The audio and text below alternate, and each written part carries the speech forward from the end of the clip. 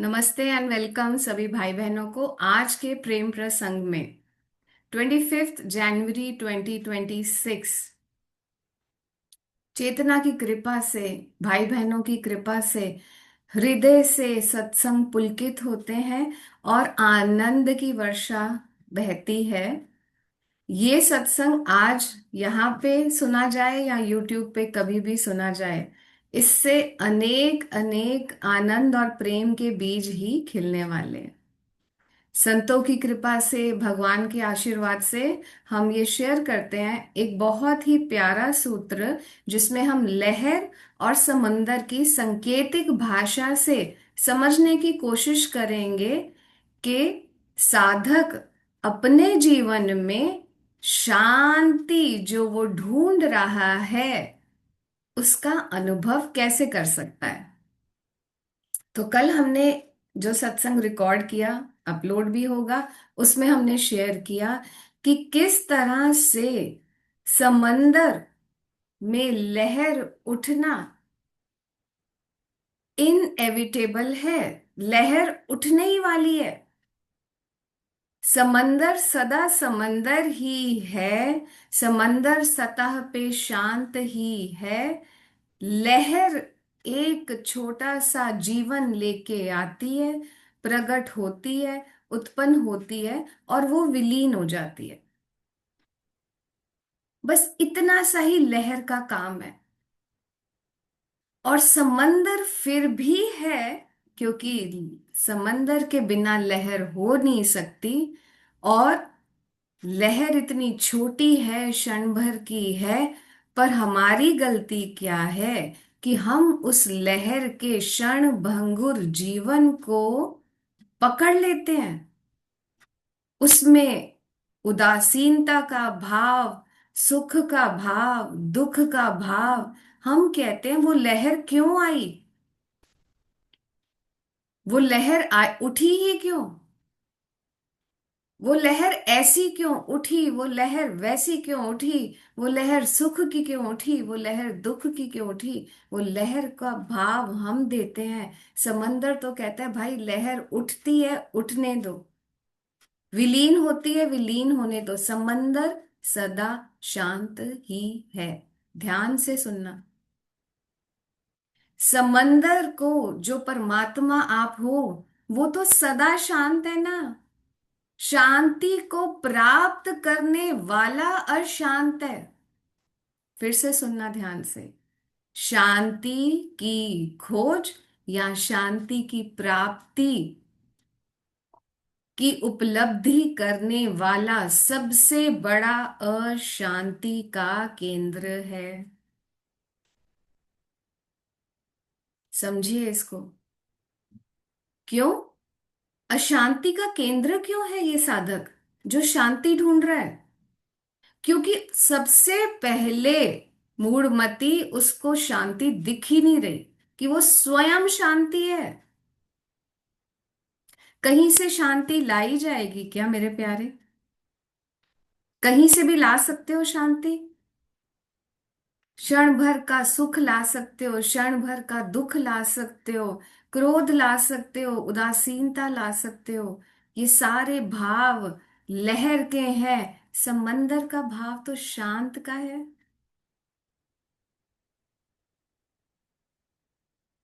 तुम कहते हो मुझे शांति प्राप्त करनी है, सबसे बड़ी गलती वही, उसी मांग पे सबसे बड़ी गलती टिकी हुई है।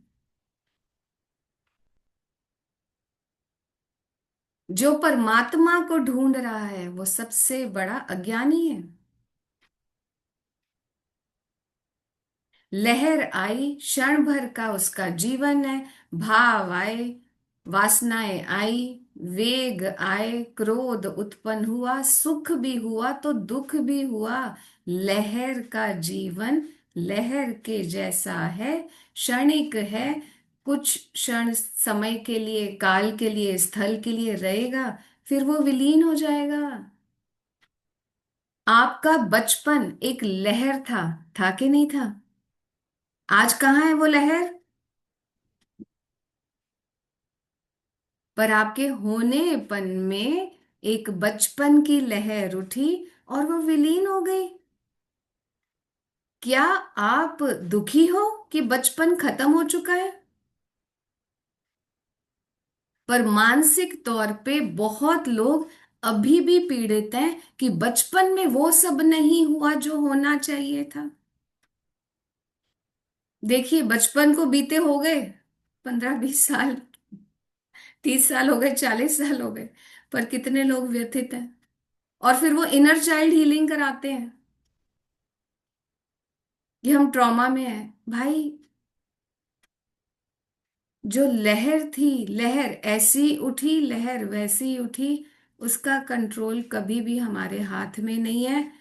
प्रौढ़ अवस्था आई, किशोर अवस्था आई, मध्य अवस्था आई, सारी लहरें उठती रहेंगी, पर तुम सदा ही शांत थे, शांत हो, शांत रहोगे। उस शांति के सतह पे लहर उठती है और वो विलीन हो जाती है। यही जीवन की लीला है। पर तुम नहीं जागते। तुम नहीं जागते, इस लीला को देखते हुए भी नहीं जागते कि जो भी उत्पन्न हुआ वो विलीन होने के लिए ही आया है। और जो विलीन होने के लिए आया है वो मैं नहीं हूं। जो उत्पन्न भी हुआ वो भी मैं नहीं हूं। पर मेरे सामने, मेरे होनेपन में ये सारा खेल खेला जा रहा है। समय को तुम नहीं पकड़ सकते, स्थल को तुम नहीं पकड़ सकते, काल को तुम नहीं पकड़ सकते। क्यों नहीं पकड़ सकते? क्योंकि वो सब तुम्हारे होनेपन में ही उत्पन्न हो रहे हैं प्यारे। वो सब तुम्हारे होनेपन में ये खेल चल रहा है। तुम होनेपन को छोड़ के वो क्षणिक मात्र लहर को पकड़ते हो। और फिर क्योंकि तुम्हारी सारी शर्तें उस लहर की शर्तें हैं, तुम्हारे सारे दुख के बंधन लहर के बंधन है। लहर चाहती है कि सुख बना रहे, लहर चाहती है दुख ना आए, लहर चाहती है क्रोध क्यों आया, लहर कहती है वासना क्यों आई। भाई, लहर तो लहर है, वो उठेगी। तुम लहर नहीं हो। जैसे कल सर ने इतने प्रेम से बताया, विचार उठा तो विचार को वेलकम नहीं करना। विचार की सतह पे ही देखो कि लहर उठी। पर लहर उससे भी ज्यादा प्रोफाउंड है कि लहर को वेलकम ना करने से पहले हम बोलें कि भाई, लहर उठी भी तो क्या हुआ। लहर को कंट्रोल करने वाला सबसे बड़ा अज्ञानता का केंद्र है। हिम्मत रखो, शेर की तरह गरजो, लहर उठने दो। लहर मैं नहीं हूं, मैं समंदर हूं। उस सतह पे जो परमानंद है, वो देखता है कि एक लहर सुख की उठी, उठी, उत्पन्न हुई, नाच नाचा उसने, चली गई नाचती नाचती। दूसरी लहर उठी, आप परमानंदो, आप समंदर हो, आप देख रहे हो। एक और लहर आई, नाचती नाचती नाचती दुख की आई, अपना खेल खेला, चली गई। एक परमानंद में स्थिति में अपने आप को केंद्रित करो। और फिर देखो, एक लहर उठी जिसको तुम बोलते हो वासना, क्रोध, शिकायतें। वो भी लहर उठी, नाची नाची नाची नाची, खेली खेली खेली, विलीन हो गई। उस खेल को देखने वाला परमानंद में रहेगा। उसका बिना कारण आनंद रहेगा, बिना शर्त वो आनंदित रहेगा। वो वो कृष्ण होगा। कभी कृष्ण के को व्यथित देखा है? कभी कृष्ण को आपने विचलित देखा है? कृष्ण खेल भी खेलता है, पर उसको पता है मैं खेल से परे हूं। मात्र खेल को खेल की तरह देखने वाला सबसे बड़ा खिलाड़ी है।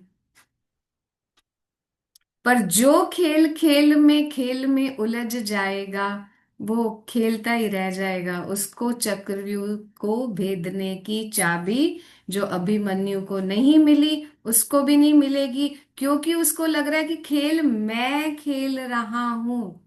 मान्यताओं वाला वो लहर मैं बोलने लगती है। और जीवन यहाँ चल रहा है परमानंद में, वो चलने ही वाला है। तुम्हारा बचपन भी परमानंद में बीत गया, किशोर अवस्था परमानंद में बीत गई, सारी अवस्थाएं बीत गई परमानंद में। तुम सुख और दुख की चपेट में विचलित होते रहे, खुश होते रहे, तुमको लगा कि ऐसा खुशी होगी वैसी खुशी होगी। भाई कुछ है ही नहीं। कुछ नहीं पे सब कुछ हो रहा है। और कुछ नहीं पे इतना आनंद है। कुछ नहीं पे जहां कृष्ण स्थापित है, वहां कुरुक्षेत्र भी है, पर कृष्ण उससे परे है। वहां युद्ध लड़ा भी जाएगा एक लहर के लेवल पे, बट समंदर के लेवल पे कुछ नहीं चेंज हो रहा। अर्जुन व्यथित कौन हुआ महाभारत में, कृष्ण या अर्जुन? तो प्यारे कब तक अर्जुन बने रहोगे? तुमको तो गीता के महावाक्य मिल रहे हैं। ये बीज रूप में जो तुमको बताया जा रहा है, इस बीज को खिलने देना है। सत्संग को सुनना नहीं है केवल, सत्संग को धारण करना है, जीवन में उतारना है। फिर तुमको पता चलेगा कि मेरा आनंद तो किसी स्थिति पे निर्भर ही नहीं है। मेरा आनंद लहर पे कैसे निर्भर होगा? बेटे सोचो तो सही।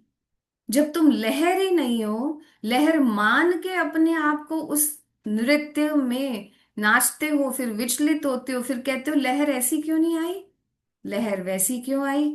लहर जब तक मैं किताबें पढ़ता हूँ, ये देखता हूँ आध्यात्मिक जगत की, तब तक तो लहर खुश है। फिर लहर कहती है कि अब दूसरी लहर क्यों उठी। भाई क्योंकि लहर लहर में, उतार चढ़ाव में, उसके वेग में, वो सतह पर भी है अभी। वो उस डेप्थ में नहीं गई जहां समंदर सदा ही शांत है। तो सतह पर खेलने वाला लहरों से ही लड़ता रह जाएगा। लहरों से लड़के भवसागर पार नहीं होता। गोताखोर जब समंदर की गहराई में जाता है, तब मोती लेके आता है वो परमानंद के, और कहता है भाई ये लहर, लहर तो मैं ना कभी था, ना कभी हूं, ना कभी रहूंगा। समंदर की गहराई का मोती, उसकी चमक ही अलग होती है, उसकी शांति अलग होती है। कभी लहरों में आपको मोती मिला है? कभी लहरों में मोती नहीं मिलेगा। लहरों में तो केवल बहाव मिलेगा, उतार मिलेगा, चढ़ाव मिलेगा। वो लहर का काम है, वो लहर की नेचर है। आप कहते हो लहर रोकना है, और परमात्मा कहते हैं भाई लहर तू कैसे रोकेगा? मूढ़मती है क्या, लहर को रोकने चला है?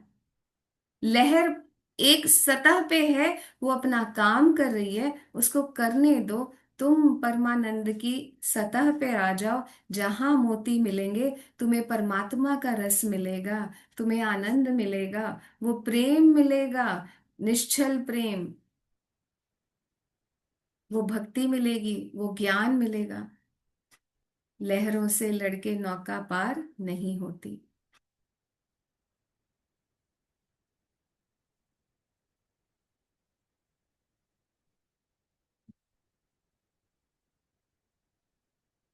और कब समझोगे, कब समझोगे कि तुम ना कभी लहर थे, ना हो, ना रहोगे। हे अर्जुन, तुम कृष्ण हो, तुम वासुदेव हो।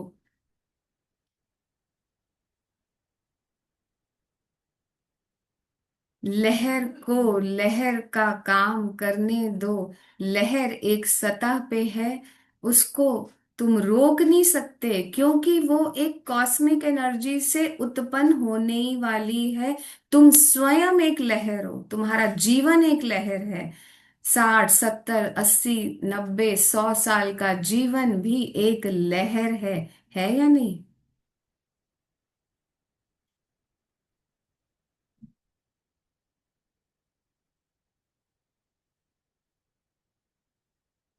पर जब तक तुम्हारा ध्यान उस सतह पर नहीं गया जहां मोती हैं, अभी ही हैं, तब तक तुम अधूरे हो हे अर्जुन। तब तक तुम साधक ही बनने का नाटक करते रहोगे। तुम वो ब्रह्म हो, वो परब्रह्म हो जिसमें लहर उठती है। ये देह की लहर, ये मन की लहर, ये विचारों की लहर, तुम उसको रोकना चाहते हो। तुम्हारे बाण काम नहीं आएंगे अर्जुन, तुम्हारे बाण काम नहीं आएंगे।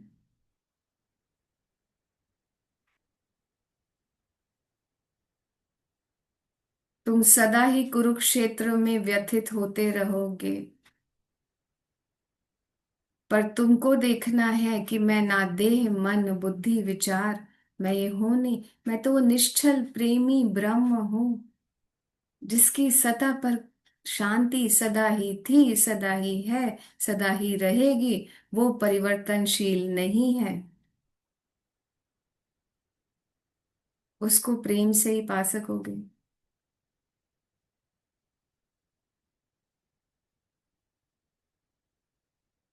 और उस प्रेम में ज्ञान, भक्ति, स्थिरता, नृत्य सब हो रहा है, सब हो रहा है। तुम कहते हो ऐसा ना हो, वैसा ना हो, ये क्यों हुआ, वो क्यों हुआ, ऐसा करना है, वैसा करना है। भाई कुछ भी नहीं करना। तुम सहज सरल परफेक्ट परमात्मा अभी के अभी हो हे अर्जुन। तुम्हें कुछ भी नहीं करना, सिर्फ प्रेम करना है, कुछ नहीं करना।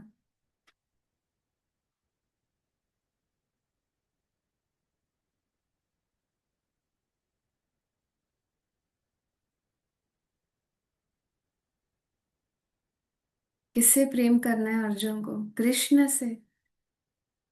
और कृष्ण मात्र एक तत्व का नाम है, उसको नाम कुछ भी दे दो, गुरु नानक दे दो, अल्लाह दे दो, जीसस दे दो, शिव कह लो, राम कह लो, कुछ भी कह लो, नाम अनेक है, तत्व एक ही है। जब तक उससे प्रेम नहीं हुआ ना, तब तक तुम कुछ नहीं कर पाओगे।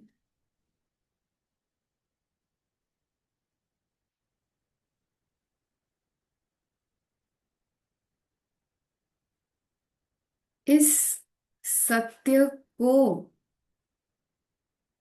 गहराई से ग्रहण करो, संवेदनशीलता से उसको महसूस करो।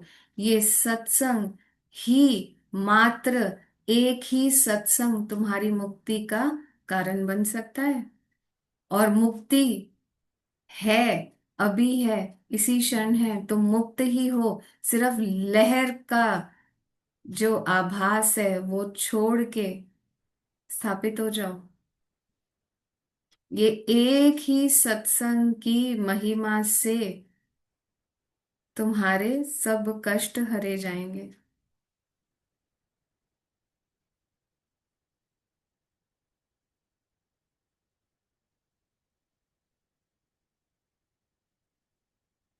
और फिर उत्पन्न होगा वो आनंद, वो प्रेम,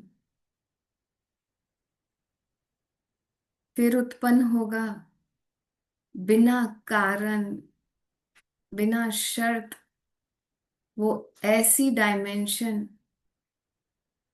जिसको किसी की भी प्यास नहीं रहेगी।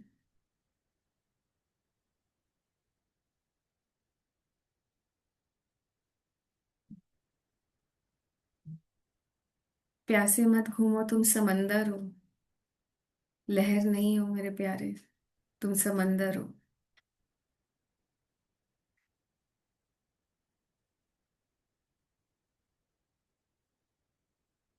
और समंदर में रहकर अगर प्यासे रह गए ना,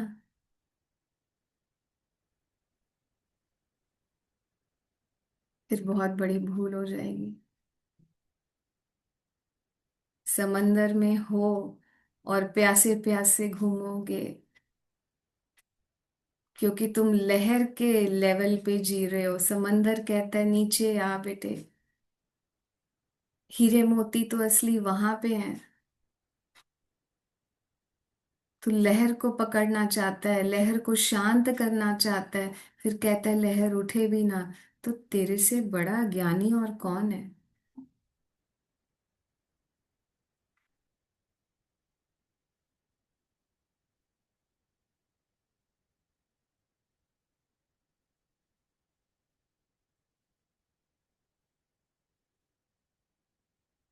इस प्रेम को समझना, जो बिना शर्त का प्रेम है, बिना शर्त का आनंद है। इसको समझना, धारण करना, फिर तुम्हारी मुस्कान कभी ओझल ही नहीं होगी, क्योंकि वो किसी शर्त पे नहीं है। बिना शर्त वो मुस्कान सहज सरल बनी ही रहेगी। किसी परिस्थिति पे निर्भर नहीं है वो। सारी परिस्थितियां लहर की हैं, और तुम्हारी परम स्थिति समंदर की है प्यारे। उसमें डूब जाना, ठीक है। तो इस प्रेम में डूब जाना, बस इतना ही तुम्हारा काम है। इतना सरल है परमात्मा, सिंपल है परमात्मा। इस प्रेम से हम इस रिकॉर्डिंग को यहाँ पे खत्म करते हैं, और थोड़े भाई बहनों से और प्रेम करेंगे, ठीक है। चलिए। क्या आज उत्पन्न हुआ प्रेम का।